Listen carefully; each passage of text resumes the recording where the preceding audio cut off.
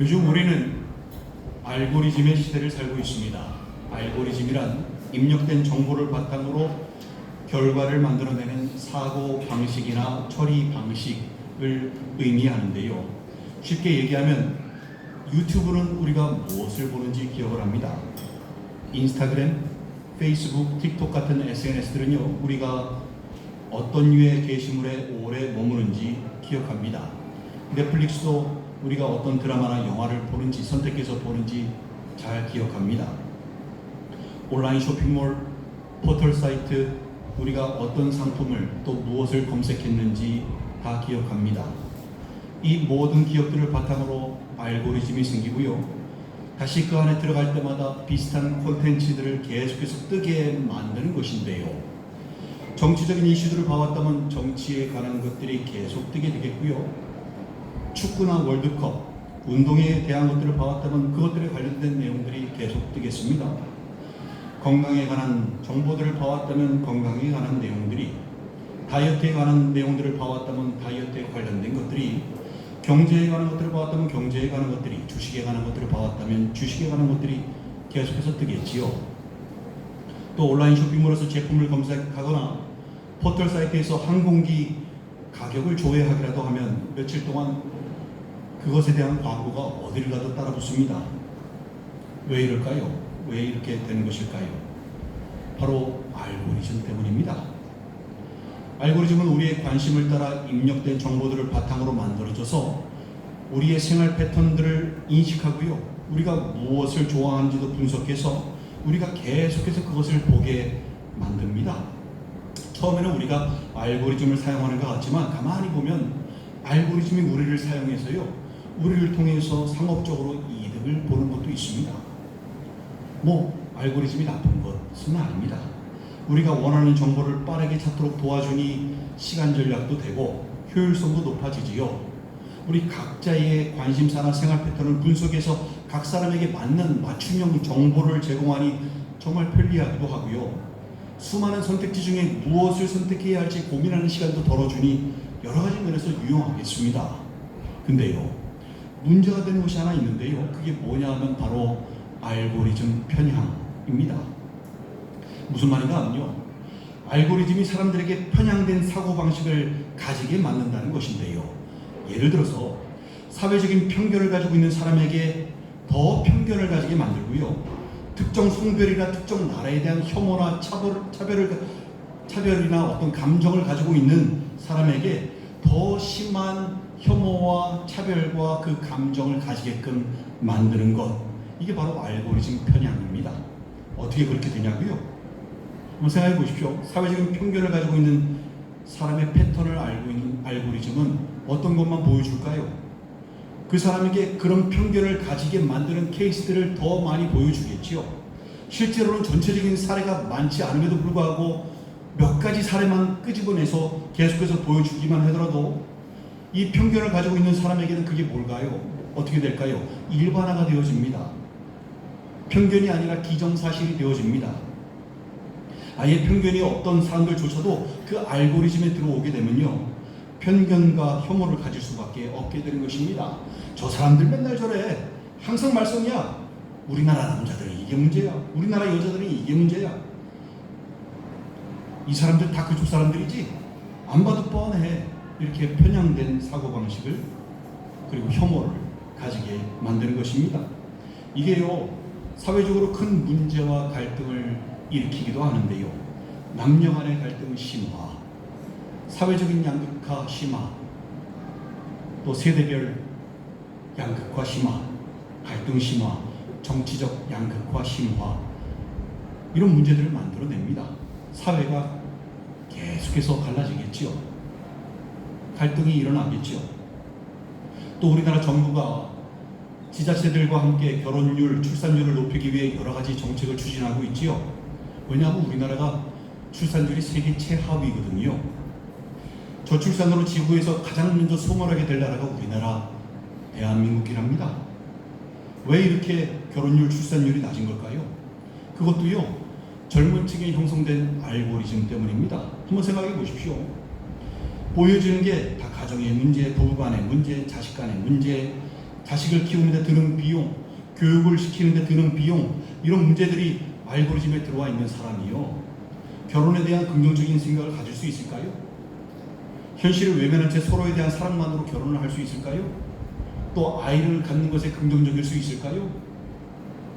결혼과 자녀 양육비에 부담이 없는 사람들이 젊은 층에서 몇 프로나 되겠습니까? 그 몇 프로도 안 되는 사람들의 모습들만 알고리즘에 들어있으면 어떻게 될까요? 비교가 되겠지요, 자신의 삶과. 결혼을 하고 자녀들을 양육하려면 적어도 이 정도 재력은 가지고 있어야 하는 것처럼 알고리즘은 보여줄 거 아닙니까? 돈도 없이 결혼하고 자녀를 낳으면 무책임하고 무능한 사람인 것처럼 보여지면 어떻게 결혼하고 아이를 낳겠습니까? 결혼을 하려면 몇 억이 있어야 되고, 또 자식을 낳으려면 추가로 또 몇 억이 있어야 되고, 이런 얘기들을 알고리즘을 통해서 계속해서 보고 듣게 된다면 과연 결혼할 수 있겠습니까? 아이를 낳을 수 있겠습니까? 결혼을 하고 싶었던 사람들조차도 결혼에 대해서 회의적인 시각을 갖게 되지 않겠습니까? 결혼을 포기하지 않겠습니까? 이번 생은 포기고 이런 말 하지 않습니까? 뭐 결혼까지는 했더라도 아이를 안 가지려고 하지 않겠습니까? 이것도 역시 알고리즘 편향인 것입니다. 또 음모론이나 가짜뉴스가 알고리즘에 들어와 있는 사람은 어떨까요? 음모론과 가짜뉴스에 관한 것들만 계속해서 뜨겠지요. 그것만 보다 보면요, 또 그런 사람들끼리만 모여서 얘기 나누거든요. 그러면 음모론이나 가짜뉴스가 사실처럼 받아들이게 되겠지요. 다른 사람들에게는 진짜 터무니없는 허망한 얘기임에도 불구하고 그 사람들에게는 사실처럼 받아들여지겠지요. 금방 나라가 망할 것 같고, 금방 세상이 뒤집힐 것 같고, 금방 큰일이 일어날 것 같은 생각이 들겠지요. 이처럼 편향된 사고방식을 가지게 만드는 것이 바로 알고리즘의 잘못된 이해, 알고리즘 편향인 것입니다. 알고리즘 자체는 효율적이고 편리하고 유용한데 편향적으로 흘러가면 문제가 되는 것입니다. 따라서 우리 삶이 어떤 알고리즘에 들어가 있는가가 중요합니다. 신앙도 마찬가지입니다. 우리가 무엇을 반복해서 보고, 무엇을 반복해서 듣고, 무엇을 반복해서 생각하느냐에 따라 우리의 영적 알고리즘이 형성이 됩니다. 문제는 세상의 알고리즘이 너무나 생각보다 강력하다는 것입니다. 세상은 끊임없이 우리에게 특정한 사고방식을 주입합니다. 더 가져야 행복하다, 더 성공해야 가치가 있다, 남보다 앞서야 인정을 받는다, 더 예뻐야 하고, 더 젊어야 하고, 더 많이 가져야 한다, 이런 생각들을 자꾸 알고리즘을 통해서 주입을 합니다. 처음에는 단순한 정보처럼 보이지만 반복해서 보고 듣다 보면 어느 순간 그게 우리의 생각이 됩니다. 우리의 가치관이 됩니다. 그리고 우리 삶의 방향이 되어버립니다. 이렇게 되면요, 신앙인이 아니라 세상 사람이라고 할 수밖에 없습니다. 오늘 본문에서 이렇게 말씀합니다. 너희는 이 세대를 본받지 말고 오직 마음을 새롭게 함으로 변화를 받아 하나님의 선하시고 기뻐하시고 온전하신 뜻이 무엇인지 분별하도록 하라. 내게 주신 은혜로 말미암아 너희 각 사람에게 말하노니 마땅히 생각할 그 이상의 생각을 품지 말고 오직 하나님께서 각 사람에게 나누어 주신 믿음의 분량대로 지혜롭게 생각하라 라고 말씀합니다. 너희는 이 세대를 본받지 말고 라고 했는데, 여기서 본받다에 해당하는 헬라어가 수스케마티조라고 합니다. 무슨 뜻인가 하면 같은 틀에 찍혀 나오다 라는 뜻인데요, 마치 공장에서 같은 제품을 찍어내듯이 세상은 우리 모두가 세상의 같은 사고방식대로 살게 하려고 한다는 것입니다. 그 알고리즘 안에 같이 들어가기를 세상이 요구한다는 것입니다. 그러니 그렇게 되지 말라, 세상에서 만들어내는 알고리즘에 들어가지 말라 라고 말씀하는 것입니다. 세상을 멀리하라는 말씀이 아닙니다. 주님은 오히려 세상 한가운데 살면서 소금과 빛의 역할을 하라고 우리에게 말씀하셨지요. 세상과 별개로 살라고 말씀하는 것이 아닙니다. 이 말씀은 세상이 만들어 놓은 사고방식, 세상이 만들어 놓은 알고리즘 안으로 들어가지 말라는 것입니다. 왜냐하면 어떤 알고리즘 속에 들어가느냐가 인생의 방향이 결정되기 때문입니다. 아까 알고리즘 편향에 대해서 말하였는데요, 신앙인들이 빠지기 쉬운, 신앙인들에게는 가장 치명적이고 가장 편향적인 알고리즘이 있습니다. 그게 뭐냐 하면요, 바로 결핍의 알고리즘입니다. 세상은 우리를 결핍의 알고리즘으로 밀어넣습니다. 왜냐하면 이 사람의 본성하고 맞아떨어지기 때문인데요. 사람마다 결핍 없는 사람 없습니다. 사람의 또 본성 자체가요, 자신이 부족하다고 생각하는 것에 마음이 사로잡힙니다. 즉 돈이 부족한 사람은 어디에만 눈이 갈까요? 돈에만 눈이 갑니다. 사랑이 부족하다고 생각하는 사람은 인정받지 못한 것에만 눈이 갑니다. 비교의식이 강해지면요, 내가 없는 것, 남이 가진 것만 보입니다. 이게 바로 결핍의 알고리즘입니다. 유튜브 알고리즘이 우리가 자주 보는 영상을 계속 추천해 주듯이 이 결핍에 사로잡힌 사람의 마음은 부족한 것만 계속 찾아냅니다. 나는 왜 이게 없지? 나는 왜 항상 부족하지? 왜 저 사람은 저렇게 잘 될까? 왜 저 사람은 부족함이 없을까? 왜 하나님은 나에게만 이렇게 어려움을 주실까? 이 결핍의 알고리즘은요, 부족함을 확대시키고 또 확대시킵니다. 계속해서 없는 것만 보여주니 없는 것들만 더 크게 보이는 것입니다. 그래서 감사보다 불평불만이 많아지고요, 비교하다 보니까 만족이 사라집니다. 믿음보다 두려움이 많아집니다. 출애굽 1세대들이 딱 이랬습니다. 하나님께서 그들과 함께 하시고 역사하심으로 매일매일이 기적의 연속이었고 은혜의 연속이었는데 실제 그들은 늘 불평불만했습니다. 물이 없어서 불평불만, 고기가 없어서 불평불만, 먹고 싶은 거 못 먹는다고 불평불만, 길을 돌아간다고 불평불만, 가나안 땅 거민들이 너무 세다고 강해 보인다고 불평불만. 이들이 왜 이렇게 불평불만하고 두려워했을까요? 그것은 하나님께서 이미 베푸신 은혜보다 지금 당장 부족한 것에 집중했기 때문에 그들에게 결핍의 알고리즘이 작동하고 있었기 때문입니다. 부족하기 때문이라고요? 많이 가지고 있으면 부족한 게 없으면 안 그럴 것 같다고요? 아닙니다. 여러분, 사울 왕 보십시오. 그가 부족한 게 있었습니까? 왕의 신분 아닙니까? 그런데도 그가 결핍의 알고리즘에 빠져 있었습니다. 사무엘상 18장 7절에 나오는 사울이 죽인 자는 천천히요 다윗은 만만이로다, 이 노래를 듣자마자요, 사람들이 부르는 이 노래소리를 듣자마자 그 순간 그에게 결핍의 알고리즘이 작동하기 시작합니다. 다윗이 자신보다 사람들에게 더 인정받는 모습에서 결핍을 느꼈던 것입니다. 그때부터 사울은 충신이었던 다윗을 경쟁자로 보기 시작했고요, 다윗이 왕권을 빼앗아 갈까봐 두려워했던 것입니다. 그래서 그가 사는 날 동안 끊임없이 다윗을 죽이려고 했습니다. 그의 마지막이 어땠죠? 비참한 최후를 맞고 왕위를 잃지 않았습니까? 왕위를 잃은 이유가요, 다윗 때문이 아니라 바로 자신이 결핍의 알고리즘에 빠져서 스스로 무너졌기 때문입니다. 또 에덴 동산에서 아담과 하와를 보십시오. 그들이 먹을 수 있는 나무, 따먹을 수 있는 열매들은요, 동산 천지에 깔려 있었습니다. 에덴 동산의 모든 것을 누릴 수 있었습니다. 근데 그들이 먹지 못하는 단 하나의 나무가 있었지요. 선악과지요. 그 하나 먹지 못하게 만드셨는데, 다 누릴 수 있게 하셨는데 그들은요, 뭐에 집중했습니까? 유일한 결핍이었던 그 선악과에 자신이 할 수 없었던 거, 이거 따먹고 싶은데 못 먹는 그 결핍에 주목했던 것입니다. 하나님이 주신 그 수없이 많은 것보다 없는 것 하나를 바라보다가 결국에 결핍의 알고리즘에 빠져가지고 무너져 내렸던 것입니다. 여러분, 신앙인들은요, 이 결핍의 알고리즘에 빠져서는 안 됩니다. 이 결핍의 알고리즘은요, 결국 하나님으로부터 멀어지게 만드는 가장 편향적이고 가장 치명적인 세상의 알고리즘인 것입니다. 신앙인이 가져야 하는 알고리즘은 따로 있습니다. 아까 결핍의 알고리즘과 정반대되는 개념의 은혜의 알고리즘입니다.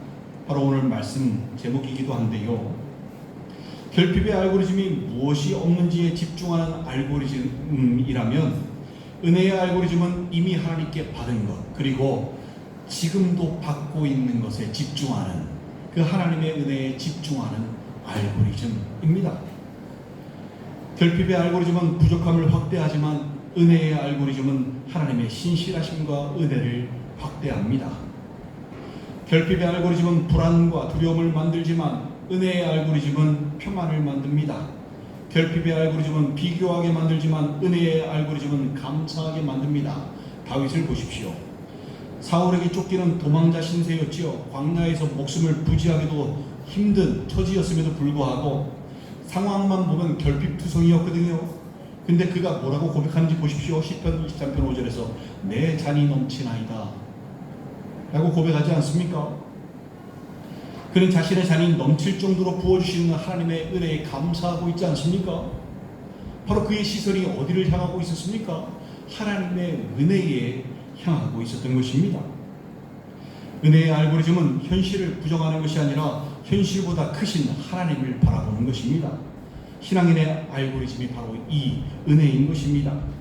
본문 3절에서 내게 주신 은혜로 말미암아 라고 말씀하는데요. 바울은 지금 자신의 지식이나 경험을 말하지 않습니다. 자신의 능력을 말하지 않습니다. 그저 은혜를 말합니다. 왜냐하면 신앙은 처음부터 끝까지 은혜이기 때문입니다. 구원도 은혜이고요, 부르심도 은혜이고요, 사명도 은혜이고요, 회복도 은혜이고 천국도 은혜입니다. 은혜로 시작했고 은혜로 살아가고 은혜로 완성되는 것입니다. 우리의 공로가 아닙니다. 다 하나님의 은혜인 것입니다. 은혜를 보다 보면 어떻게 될까요? 이것도 은혜, 저것도 은혜, 은혜의 폭이 점점 더 넓어지겠지요. 모든 것이 하나님의 은혜임이 깨달아지게 되는 것입니다. 이게 바로 은혜의 알고리즘으로 사는 삶인 것입니다. 또 은혜의 알고리즘으로 살면요, 삶에 감사가 넘치게 되는데요. 감사가 뭐지요? 하나님의 선하신 은혜를 기억하는 것이라고 하였지요. 이 감사가 우리 신앙인들에게는 평안해질 수 있는 치트키라고 하였습니다. 골로새서 3장 15절 17절에 보면요, 그리스도의 평강이 너희 마음을 주장하게 하라. 너희는 평안을 위하여 한 몸으로 부르심을 받았나니 너희는 또한 감사하는 자가 되라. 그리스도의 말씀이 너희 속에 풍성히 거하여 모든 지혜로 피차 가르치며 권면하고 시와 찬송과 신령한 노래를 부르며 감사하는 마음으로 하나님을 찬양하고 또 무엇을 하든지 말에나 일에나 다 주 예수의 이름으로 하고 그를 힘입어 하나님 아버지께 감사하라라고 말씀합니다. 이것이 바로 그리스도의 평강이 우리 마음을 주장하게 하는 비결인데요. 그 비결의 핵심에 감사가 있는 것입니다. 감사할 때는 평안하고 평안해서 또 감사가 나오고 감사할 때는 또 평안해지고 이 선순환에서 벗어나지 않게 되는 것입니다. 그러니 그 마음과 생각을 하나님의 평강이 지키시는 거죠. 저절로 지켜지는 것입니다. 빌립보서 4장 7절에서도 말씀합니다.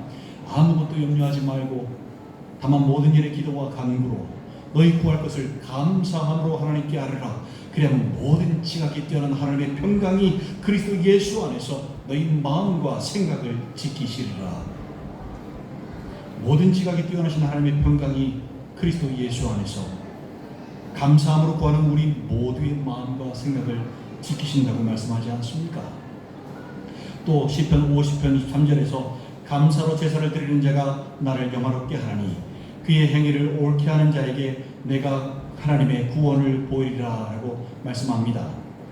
감사로 예배를 드리는 것이 주님을 영화롭게 하는 것이고 그것이 우리의 행위를 옳게 하는 것이고 그러한 자에게 하나님의 구원을 보이신다고 말씀하지 않으십니까? 이 감사가 바로 그리스도의 평강, 하나님의 평강으로 그리고 구원으로 이어지는 치트키인 것입니다.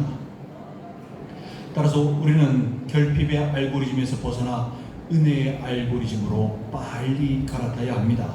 오늘 본문에서 오직 마음을 새롭게 함으로 변화를 받아라고 말씀하지요. 마음을 새롭게 하고 은혜의 알고리즘으로 갈아타야 하는 것입니다.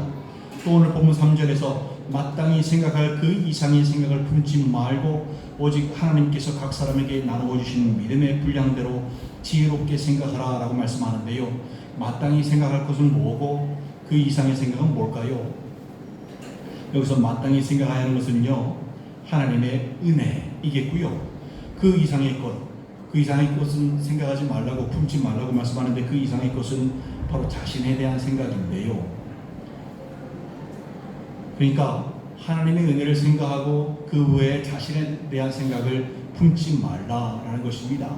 왜냐하면 하나님의 은혜를 생각하지 않으면요, 자신에 대한 평가가 두 가지로 나눕니다. 하나는 교만이고요, 하나는 그러니까 하나는 과대평가고요, 다른 하나는 과소평가입니다.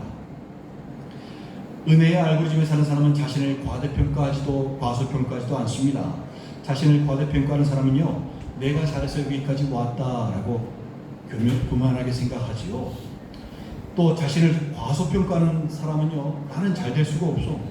내게는 없는 게 너무 많아. 난 이렇게 태어났어, 진짜. 난 부모를 잘못 만났어. 뭐 제대로 할 수가 없어. 나는. 이런 열등감에 사로잡혀서 생각하겠습니다. 근데 은혜의 알고리즘에 있는 사람은요, 나의 나된 것은 오로지 하나님의 은혜다 라고 생각합니다. 이것이 하나님의 은혜 외에 그 이상의 생각을 품지 않는 것인데요, 이 은혜가 교만도 무너뜨리고 열등감도 치유하는 것입니다. 오직 하나님께서 각 사람에게 나눠주신 믿음의 분량대로 지혜롭게 생각하라 라고 말씀하는데요, 믿음의 분량대로라는 말씀은 믿음의 양이 많고 적음을 얘기하는 게 아닙니다. 이 말은요, 각 사람에게 주신 하나님의 은혜가 다 똑같지 않지요. 공장에서 찍어내듯이 이 사람의 은혜, 이 사람의 은혜 다 똑같지 않지 않습니까?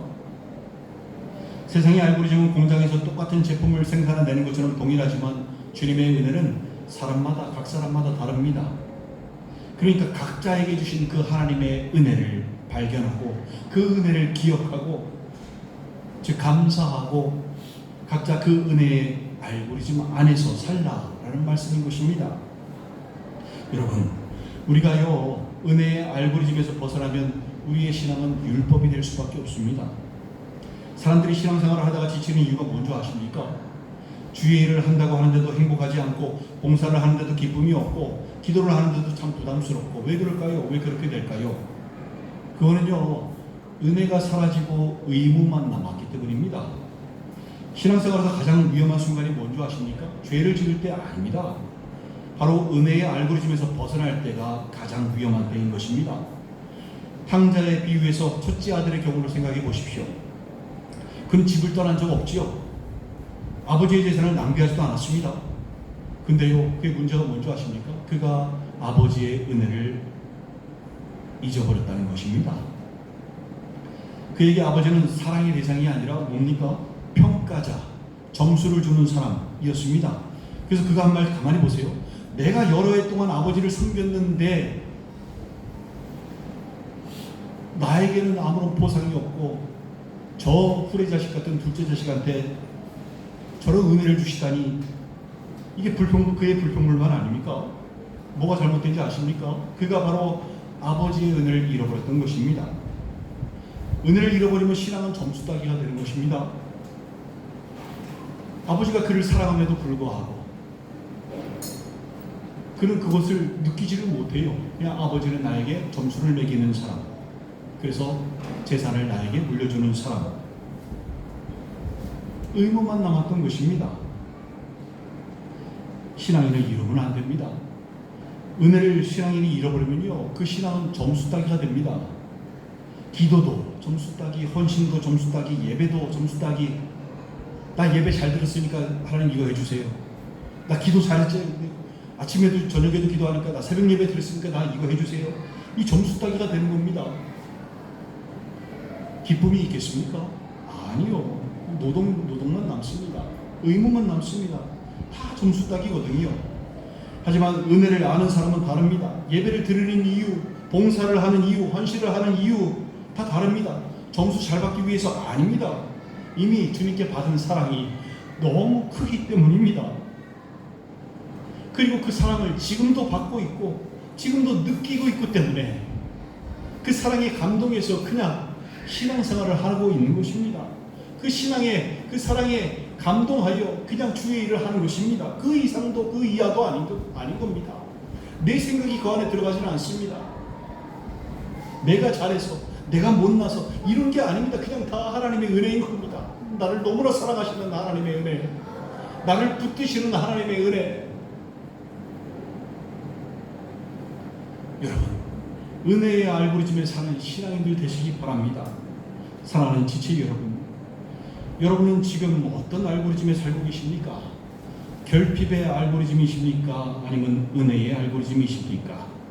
혹시 남의 성공, 남의 여행, 남의 집, 남의 자녀, 남의 인생, 끊임없이 다른 사람들과 여러분을 비교하다가 상대적 박탈감을 느끼고 힘들어 하시지는 않습니까?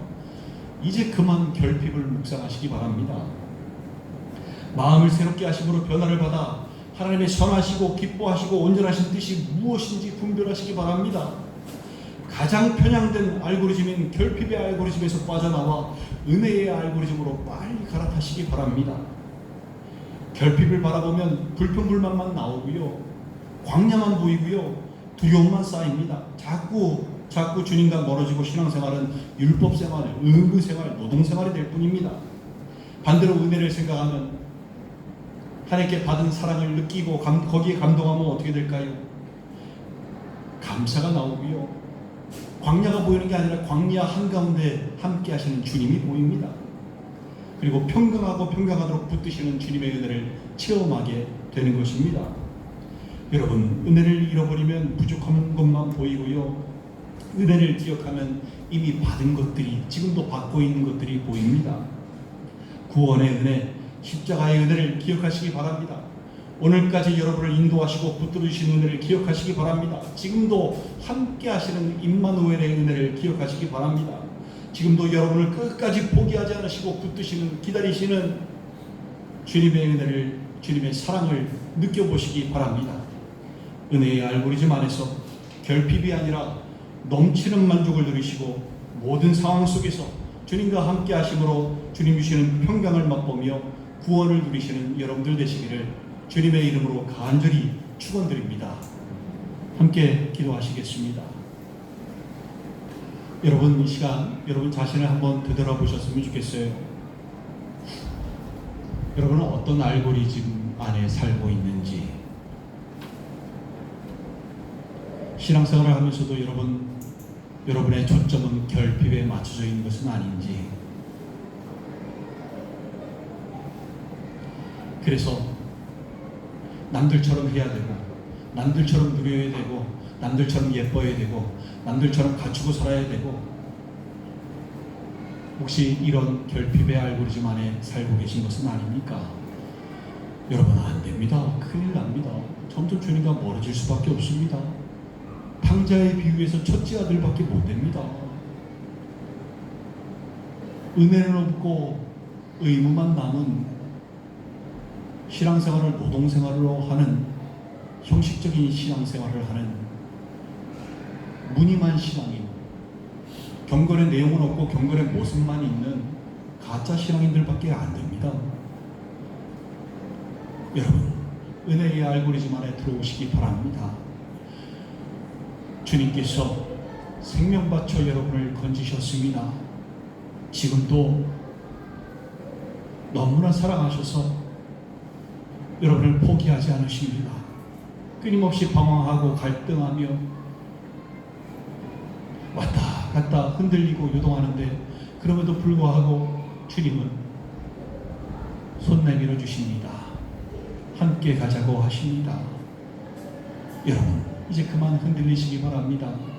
그만 결핍의 알고리즘에서 사시고 갈아타시기 바랍니다. 마음을 새롭게 하심으로 변화를 받으시기 바랍니다. 은혜의 알고리즘을 안에서 사시기 바랍니다. 어떻게 살고 계십니까? 이제 주님의 사랑을 느끼고 그 사랑에 감동하여 저절로 굴러가는 은혜 때문에 감사가 나오고, 감사 때문에 평강해지고, 평강해서 또 감사가 나오고, 또 은혜를 누리고, 주님의 사랑 안에서 은혜와 평강을 날마다 맛보는 천국의 삶 사시기 바랍니다.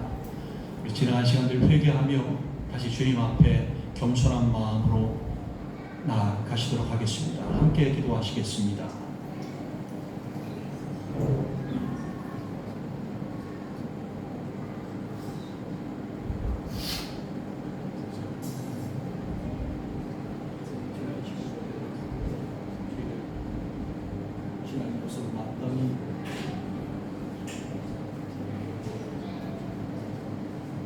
있어야 할 그래야 알고 있습니다. 하나의 제일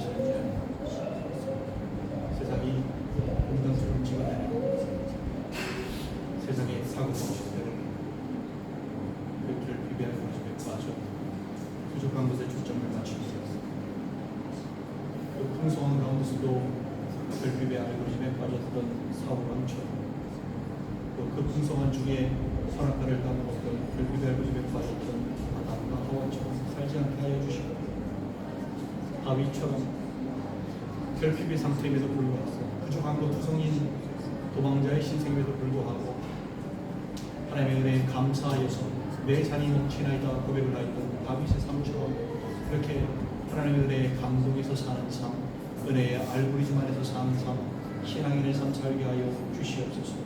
그것이 예수 마음입니다. 주시옵소서.